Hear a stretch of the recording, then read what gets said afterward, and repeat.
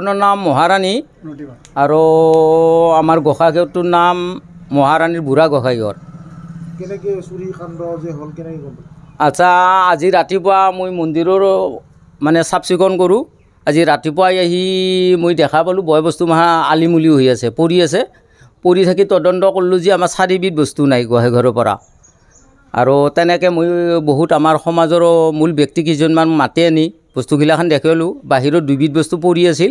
বাকী আমাৰ যিটো ৰাতিপুৱা আমি ঘাণ্টি বাজাওঁ এই কাঁহটো নাই, তাৰপিছত আপোনাৰ গাছা এখন নাই, তাৰপিছত এই কি মানে জাৰি লতা এটা নাই, আৰু আমাৰ কি কয় তালযোৰা নাই, বৰকাহ আমাৰ সেই 4বিধ বস্তু নাই।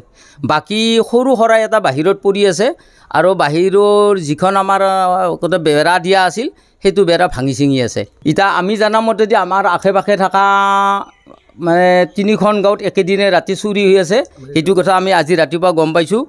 তো আৰু এই কাৰণে আমি পিছে প্ৰশাসনকো জনাইছোঁ, আৰু গাঁও প্ৰধানকো জনোৱা হৈছে, আৰু সমাজৰ বহুত মুখিয়াল মানুহক আমি জনাইছোঁৱে। আমি আৰক্ষীকো ইতিমধ্যে আমি খবৰ জনাইছোঁ, তেখেতসকলে আহি আছে তদন্ত কৰাৰ কাৰণে। আমি এইটো বিচাৰোঁ যে এই চুৰিকাণ্ডৰ লগত জড়িত ব্যক্তিক উচিত তদন্ত কৰি কঠোৰ শাস্তি দিয়াৰ কাৰণে আমি ৰাজ্যৰ তৰফৰ পৰা মানে এইটো আশা কৰিছোঁ।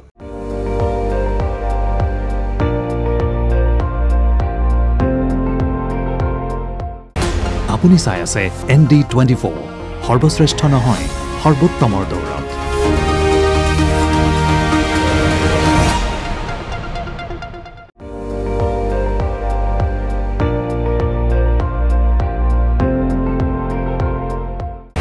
আপুনি চাই আছে ND24, সৰ্বশ্ৰেষ্ঠ নহয় সৰ্বোত্তমৰ দৌৰত।